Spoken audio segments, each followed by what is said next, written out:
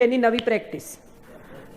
અને આ નવી પ્રેક્ટિસની મજા શું કે કોઈ દિવસ ક્યારેય તમને ખાતરીપૂર્વક એમ ન કહી શકે કે તમે સાજા થઈ જશો કે તમે કેસ જીતી જશો. We will try. બહુ સારો હોય તો કે we will try our best. પણ કોઈ તમને એમ કે થઈ જશે તો એવો એક જ છે, એ તમને એમ કે આવ્યો ને જા કરી દઈશ, 100% કરી દઈશ, તું ચિંતા ન કર, તારું કામ થઈ જાય, તું સુઈ જા ઘેર જઈને. કેટલા દાખલા. મિત્ર છે સુદામા, દોસ્ત એકદમ પાક્કો, કોઈ દિવસ ગયો નહીં. એક દિવસ પત્નીએ કહ્યું ભાઈ તું જા, ભાઈ તું જા. તમે વિચારો કેટલી કેટલી મજાની જિંદગીઓ હોય છે જગતની. શૈલેન્દ્ર રાજ કપૂરના આટલા સારા લિરિક રાઇટર, રાજ કપૂરની ફિલ્મોના ઉત્તમ ગીતો હસરત જયપુરી અને શૈલેન્દ્રએ લખ્યા. શૈલેન્દ્રજી મુશાયરામાં કવિતાઓ વાંચે. રાજ કપૂર એક દિવસ મળવા ગયા અને એમણે જઈને કહ્યું કે મારી ફિલ્મો માટે લખો યાર. એ વખતે ગીતકાર અને કવિ બે જુદા. ફિલ્મોના ગીતો ના લખે, બેકાર. કવિ એટલે મુશાયરામાં વાંચે, એનું સન્માન હોય, એને તાળીઓ મળે. ગીતકાર એટલે ફાલતુ પૈસા લઈને ગીત લખે, આવું આપણે ના પોસાય. એટલે શૈલેન્દ્રએ કહ્યું કે હોશ મેં આવો, મેં કવિ હું, ગીતકાર નહીં હું.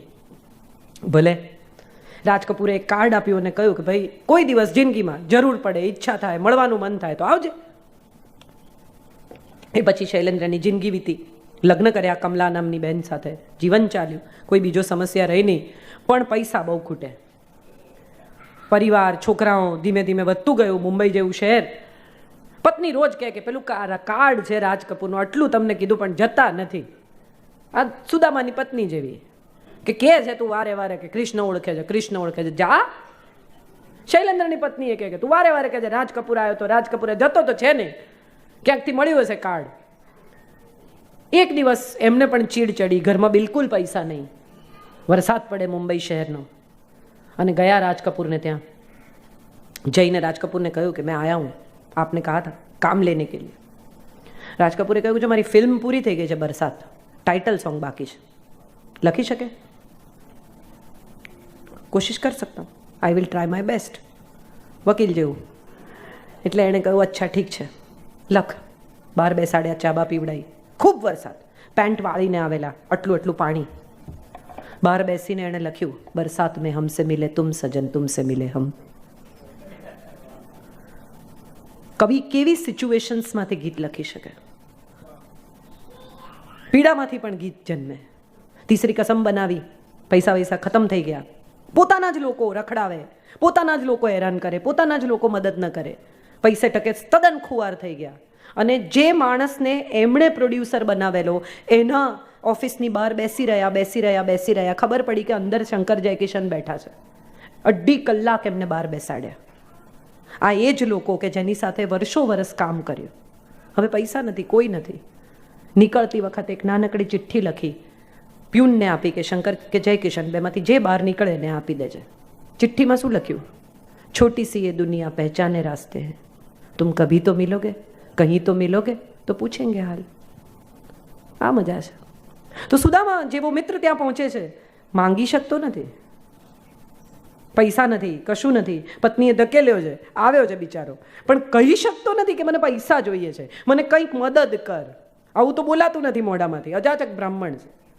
એની સામે એક બીજો દાખલો, દ્રોણ અને દ્રુપદનો. દ્રુપદ જાય છે દ્રોણ પાસે એક ગાય માંગવા, આવા મોટા રાજા પાસે એક ગાય, દીકરાને દૂધ પીવડાવવા, કંઈ નથી જોઈતું. દ્રુપદ અપમાન કરે છે, કાઢી મૂકે છે. મહાભારતની શરૂઆત દ્રૌપદીના વસ્ત્ર ખેંચાયા કે દ્યુત રમાયું ત્યાંથી નથી થઈ. એટલું બધું અપમાન કરે છે દ્રોણનું ને કાઢી મૂકે છે. અને નીકળતી વખતે દ્રોણ નક્કી કરે છે કે હવે હું તને સમજાવું કે એક બ્રાહ્મણ શું કરી શકે. બ્રહ્મ તેજ છે, બ્રહ્મરંધ્ર અહીંયા છે. ગીતાના 15મા અધ્યાયનો પહેલો શ્લોક છે, ઉર્ધ્વ મૂલ અધ શાખા અશ્વત્થ પ્રાહુર્વ્ય. માણસ એક જ એવું પ્રાણી છે કે જેના મૂળ ઉપર છે અને શાખાઓ નીચેની તરફ વિસ્તરેલી છે. બાકીના બધા આડા છે અથવા ઊંધા છે. એક જ એવું પ્રાણી જેના મૂળ ઉપર ને શાખા નીચે. આ બ્રહ્મરંધ્ર છે, આ બ્રહ્મ તેજ છે. બ્રહ્મચારી કોણ છે? જે બ્રહ્મ તેજનું પોતાના રોજિંદા જીવનમાં ચારણ કરે છે, પાલન કરે છે, એ બ્રહ્મચારી છે. તો કૃષ્ણ કહે છે કે આ બ્રહ્મચારી છું. જો મેં બ્રહ્મચર્યનું પાલન કર્યું હોય તો બાળક જીવતું થાય. અને ત્યારે દ્રૌપદી પ્રતિ ઉત્તર આપે છે સત્યભામાને કે એના એક પણ લગ્ન સ્નેહ લગ્ન નથી, એના બધા દેહ લગ્નો છે, પોલિટિકલ લગ્નો છે. આજે પણ જ્યાં તકલીફ પડી શકે જીતવાની એવું બિહાર, મગધ, એની બાજુમાં ચેદી, એની આમ નેક્સસમાં વિદર્ભ. તમે જો જુઓ નોર્થનો નકશો તો તમને સમજાય કે બધા દબંગ રાજાઓ. આ રાજાઓને તોડવા હોય જરાસંઘ, શિશુપાલ અને વિદર્ભનો રૂકમણીનો પિતા, એમને જો તોડવા હોય તો શું કરવું પડે? એમાંથી એકની દીકરી પરણવી પડે. હવે અસ્થિ અને પ્રાપ્તિ જરાસંઘની દીકરીઓ તો મામી થાય, કેમ પરણે? ન પરણે. આ બાજુ શિશુપાલ એની જોડે લડી વળ્યો, રહ્યું એક વિદર્ભ, એની દીકરી રૂકમણી, પરણવું જ પડે. બીજો કોઈ રસ્તો જ નથી, કારણ કે જ્યારે મહાભારતનું યુદ્ધ થશે ત્યારે આ બધાને ભેગા લેવા પડશે. અને માટે પરણ્યો. સત્યભામાને પરણ્યો કેમ? સત્રાજીત પાસે મણી છે, ચોરીનો આરોપ આવ્યો, કંઈ બોલતો નથી, જઈને શોધી આવે છે ને કે મણી પાછો આપે. એટલે કે ભાઈ તારો મણી. અને મણી પાછો આપે છે ત્યારે સત્રાજીત કહે છે કે મણી તો સ્વીકાર, સાથે મારી દીકરી પણ સ્વીકાર. સત્યભામા, સૂર્યની દીકરી, મિત્રવૃંદા, કાલિંદી, યમુના. મજાની વાત એ છે કે આ બધી જેટલી સ્ત્રીઓ સાથે પરણ્યો એની પાછળ એક એક કથા છે. અને આ બધી કથાઓમાં ક્યાંય પણ કૃષ્ણ પ્રેમમાં પડ્યા એવું વાક્ય આવતું નથી. ક્યાંય કોઈ કથામાં કે પછી કૃષ્ણને પ્રેમ થઈ ગયો. પ્રેમ એક જ વાર થયો અને એને મૂકીને નીકળી ગયો. કેમ? તો કે એને ભેગો લઈ ગયો હોત તો આ બધું કરી જ શક્યો હોત નહીં, પછી પ્રેમમાં જ રહ્યો હોત. કરતી વખતે પૂર્ણપણે સ્વયંને સમર્પિત કરીને જે કરો તે કરી લેવાનું, ને કર્યા પછી નીકળી જવાનું, ને પાછા ફરીને નહીં જોવાનું, એ કૃષ્ણ શીખવે છે. પ્રેમના સમયે પ્રેમ કર્યું, યુદ્ધના સમયે યુદ્ધ કર્યું, રાજનીતિના સમયે રાજનીતિ કરી. ક્યાંય રાજનીતિમાં એમ નથી કહ્યું કે પછી એક મારી ગર્લફ્રેન્ડ હતી રાધા, આવું ક્યાંય નથી કહ્યું. કેટલા બધા લોકો ખબર છે કોલેજમાં, સ્કૂલમાં પ્રેમ હોય, અટ્રેક્શન, ઇન્ફેચ્યુએશન, જે તમારે એને ટાઇટલ આપવું હોય, પછી એમાં હાર્ટ દોરે નોટમાં, તીર બીર પસાર કરે, એમાંથી એમાં નામો લખે, સાયકલની ચેનો ઉતરી જાય એ પસાર થતી હોય ત્યારે, એમાં એ તો આમ જ જુએ ખાલી, બીજું કંઈ કરે નહીં. અને છતાંય જો એકાદ બે પેગ પીએ તો એમ કે મારો પહેલો પ્રેમ. પ્રેમ તો ક્યાં, એમાં કંઈ થયું જ નહીં. એક કોકો કોલાય ભેગી પીધાની સ્મૃતિ નથી, અને તોય કે આ મારો પ્રેમ. પછી એલ્યુમિનાય થાય, બધા ભેગા થાય, એ પણ આવશે એવા વિશ્વાસ સાથે બંને જાય. અને સાહેબ પહેલી વાર 20 વર્ષ પછી એકબીજાને જુએ ને ત્યારે સ્પાઉસ એવા વાલા લાગે. પહોંચશે ધીમે ધીમે. કારણ એ છે કે જે નથી મળ્યું ને એ હંમેશા બહુ ખૂબસૂરત હોય છે. જેના વગર જીવ્યા ને એ હંમેશા, કારણ કે કલ્પનાની સુંદરતા છે. શું થઈ શક્યું હોતની કથા છે, શું થયું એની કથા નથી. અને માટે કદાચ રાધા કૃષ્ણનું પ્રણય આપણને બહુ આકર્ષે છે, કારણ કે ઇનકમ્પ્લીટ છે. કમ્પ્લીટ પ્રણય હોત તો આવો ન લાગ્યો હોત.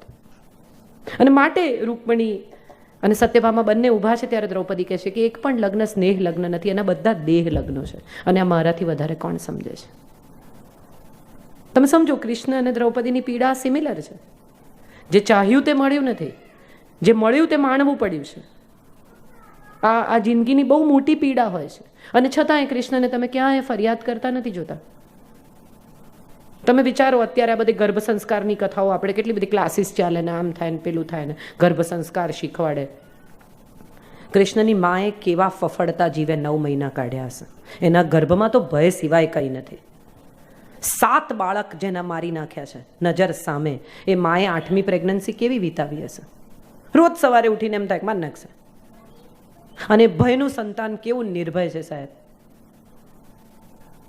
એવું કંઈ નથી કે ક્યાંથી શું આવે છે. અગત્યનું એ છે કે તમારા જન્મ અને તમારા મૃત્યુની વચ્ચેની જિંદગી તમને જે સોંપી છે એનું તમે શું કરો છો. કોરો કાગળ બધાને આપે અને એમ કે તમને જે દોરવું હોય દોરો. કોઈ પણ 2 જણાનું ડ્રોઈંગ સરખું નહીં હોય. નો 2 people will be the similar in doing what they are asked to be done. I think that's what life is all about.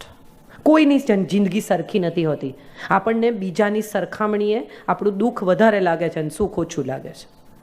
આ આપણો પ્રોબ્લેમ છે કે આપણું સુખ બીજાની સરખામણીએ ઓછું છે ને આપણું દુઃખ બીજાની સરખામણીએ વધારે છે. કૃષ્ણએ કોઈ દિવસ નથી કહ્યું હું દુઃખી છું. કોકને તમે પૂછો તો બહુ મજા આવે કે શું તમારું નામ બધું બરાબર ને? અરે બેસો બેસો, તમને કહું, સાવ નાનો હતો ને ત્યારે મારા મા બાપ મને મૂકી આવ્યા. અહીંથી ચાલુ થાય આમ તો કથા. પછી ગર્લફ્રેન્ડને છોડી દેવી પડી, પછી મામાને મારા હાથે માર્યો બિચારો. હવે મને એમ થાય છે કે ભૂલ જ થઈ ગઈ. આવી કથા કહી જ શકાય જે મળે એને, પણ એ કોઈ દિવસ પોતાની પીડાની કથા નથી કરતો, બીજાની પીડા હરે છે સાહેબ. જે એને અડે, જે એની નજીક જાય, જે એની આસપાસમાં હોય, એ બધાની ભીતર ઉજાસ કરવાનું કામ કરે છે કૃષ્ણ. તમસને દૂર કરે છે, રજસનો અહંકાર કાઢી નાખે છે અને સંપૂર્ણપણે સત્વ કરે છે. કેમ? કારણ કે જગત આખાને મથીને જે માખણ નીકળે છે એ કૃષ્ણને પ્રિય છે. મથાવ બધું મથીને જે નીકળે, પેલા દૂધનું દહીં થાય, દહીંની છાશ થાય, છાશમાંથી નીકળે માખણ, એ કૃષ્ણને પ્રિય છે. માટે હું માનું છું કે આ ભાગવત કથા જે તમે સાંભળી રહ્યા છો રોજ, એ તમારી ભીતર પણ મંથનનું કામ કરે તો સારું. કશું મથાય તો અંદરથી અમૃત નીકળે. માત્ર સાંભળવું, બેસવું, કારણ કે કશ્યપભાઈને, ભરતભાઈને આપણે ખુશ કરવા આવ્યા છીએ, એમને એમ થાય કે આપણે રોજ બેસીએ છીએ, ચંદ્રિકાબેનને, વિભાબેનને બધા નમસ્તે નમસ્તે કરીને પછી ફોનમાં નહીં પડતા. તમને તમારે ઘેર કોઈ કચરો આપી જાય બેગ ભરીને, તો તમે એનું શું કરો? શું કરો એ કચરાનું? વાડકી વાડકી બધાને ઘેર આપી આવો? હા કે ના? શ્યોર ના?